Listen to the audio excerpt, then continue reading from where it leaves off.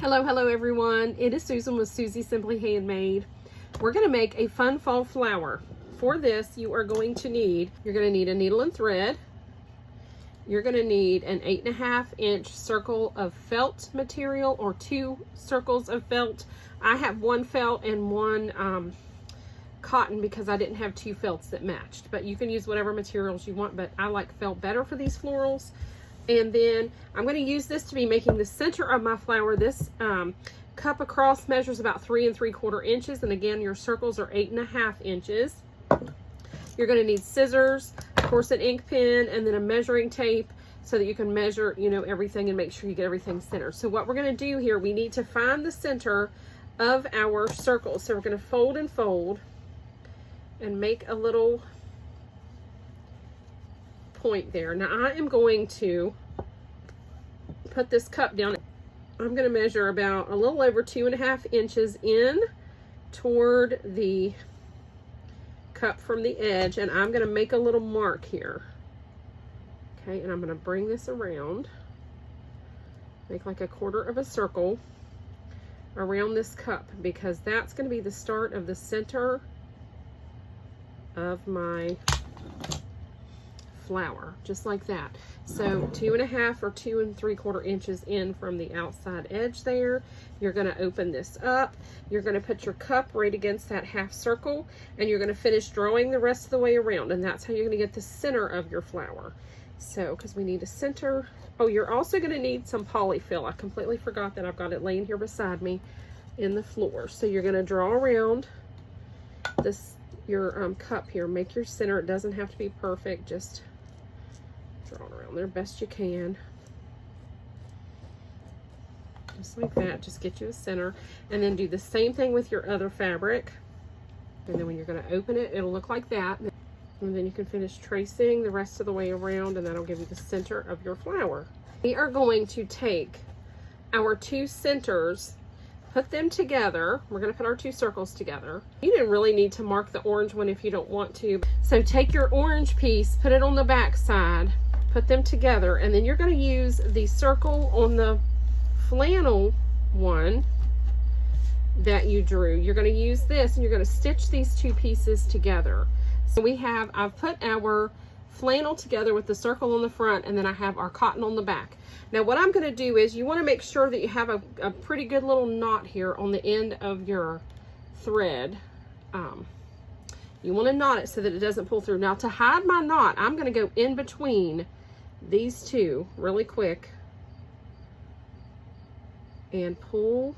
I'm going to put my needle up through right on the line on the front here, right on that black line, and I'm going to pull it through because I want to hide my knot on the inside of the flower. I don't want to see it on the back, okay? So I put it through on the inside of the layers. Now I'm going to just start stitching. I'm going to hold these together as close as I can, and they are not perfectly cut and lined up and all that. It doesn't matter, because this is going to be a rustic rag flower. So you just want to lay them out. Now you're going to take and sew. You're going to stitch with a little running stitch right along this edge. You're going to go down through, catch both layers, the orange and the flannel, come back up through, and you're just going to follow this line that you drew, that circle, all the way around, stitching down through and back up through. And I will show you what my stitches are looking like.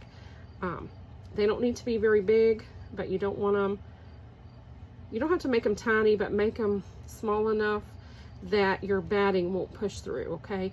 So we're going to go about 3/4 the way around or something until we can get the batting pushed in there and get it stuffed, and then we will finish stitching it up. So let me pull this and show you what it's looking like.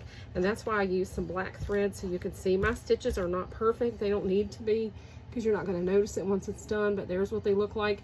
You just keep going around and around, following this line on top. So I am right here, and I came through the back, so now I'm going to come back up through.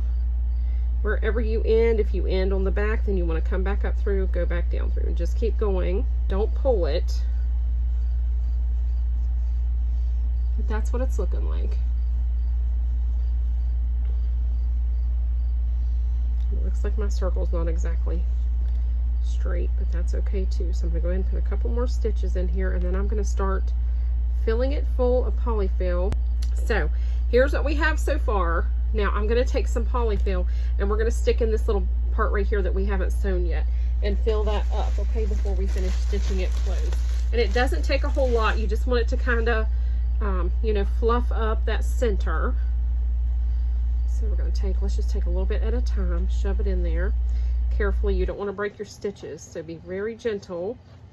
Don't pull on your stitches too hard as you're stuffing it. If you need to leave your hole a little bigger, you can, but just remember, it is a little bit tough to stitch around that once you get that polyfill in there. So you want to get enough in there that it fills the entire circle, even the part that you haven't stitched yet. Make sure that part is full too. That should be good, I think. Yeah. And then we are going to continue on around with our sewing. So I'm going to go on around and just pull that in a little bit. Now I'm going to finish my stitches.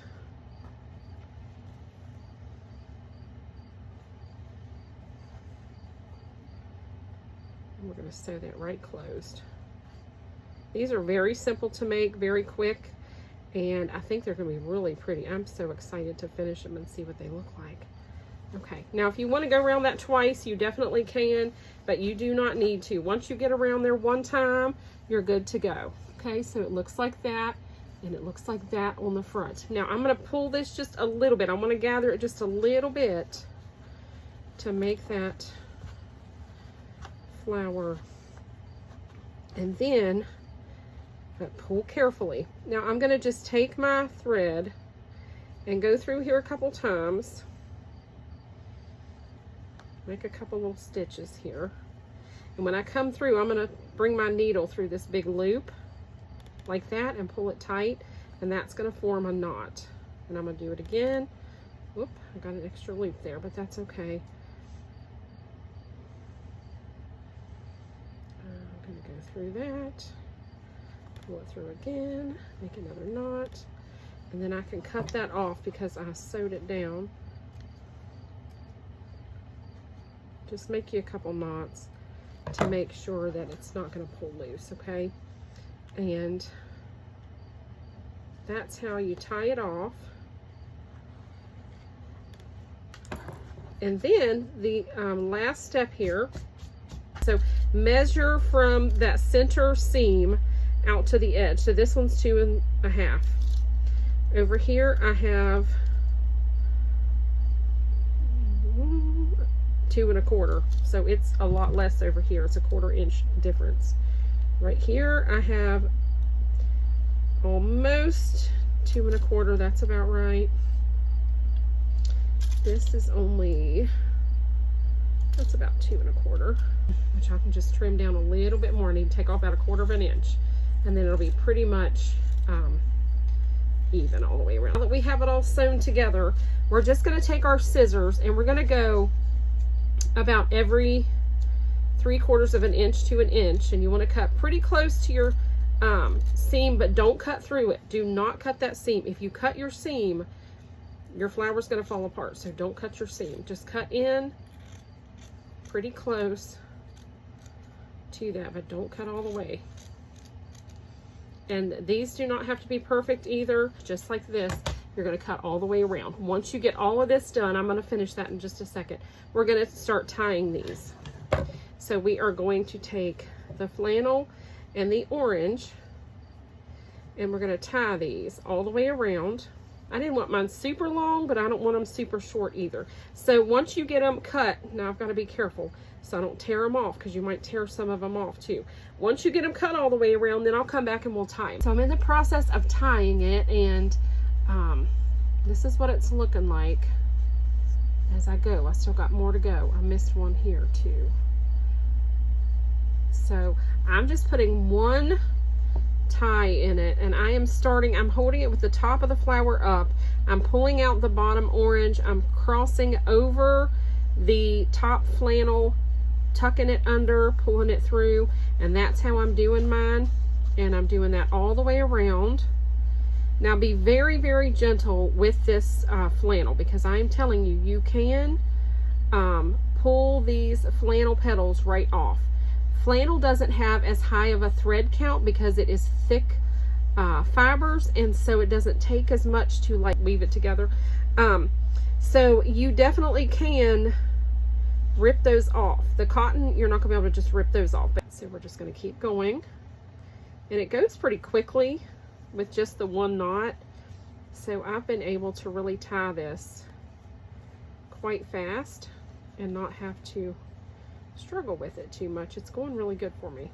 So we're almost done. We have 2 more to go. Make sure those get right. Okay. It can be either sided, but now most of that flannel, the back of it's going to show. If you get double flannel, that would work perfect. You know, that is colored on both sides. That would be even better. So I want to make sure that some of this flannel is showing. There we go. Now I'm going to, look how sweet that is. And it's squishy. Like, this would be perfect for, you know, if your grandkids got a hold of them, they're not going to hurt themselves. They're not going to hurt the flower unless they pull on the felt. Because see, this one is almost ripping off. I mean, they really will. So cotton is the way to go if you want to, but I love the felt because it gives you that warm, cozy feeling for fall. So just take you a skewer or a dowel rod and just kind of find a little opening in here somewhere. Let's see, maybe right there. But you just have to be really careful and cautious so you don't tear anything up. There we go. And then you can just put and you can put a little dab of hot glue on it, put it right on a stem, and then wouldn't this be fun to have a bunch of these in a little display? I love them. I think they're so cute. You could do sunflowers like this. You could do the colors of sunflowers. You could do the brown middle and the petals yellow, whatever you wanted to do with these. But I love them. Like I say, it needs a little work, a little straightening.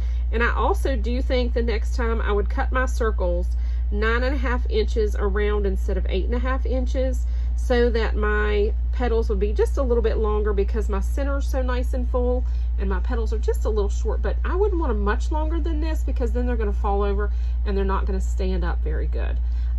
And also, like say, using double-sided fabric will also work. So I'm going to try some of these with homespun, and I will post those as well to let you know how they turn out. But I'm going to make them the bigger size, like I said. But how sweet are these? I hope you guys will give these a try. I absolutely love them. They're so much fun. They're so simple and quick. And so you guys let me know what you think about this idea. You can make you a little faux leaf. Just tie it in a little knot there and let those stick out. Hope you guys will give these a try. I hope this inspires you and you enjoy this fun little craft idea. This would be fun to do with kids or with the elderly. Thank you so much for watching, and I'll see you next time with a really quick, fun, budget-friendly project. Bye, everyone.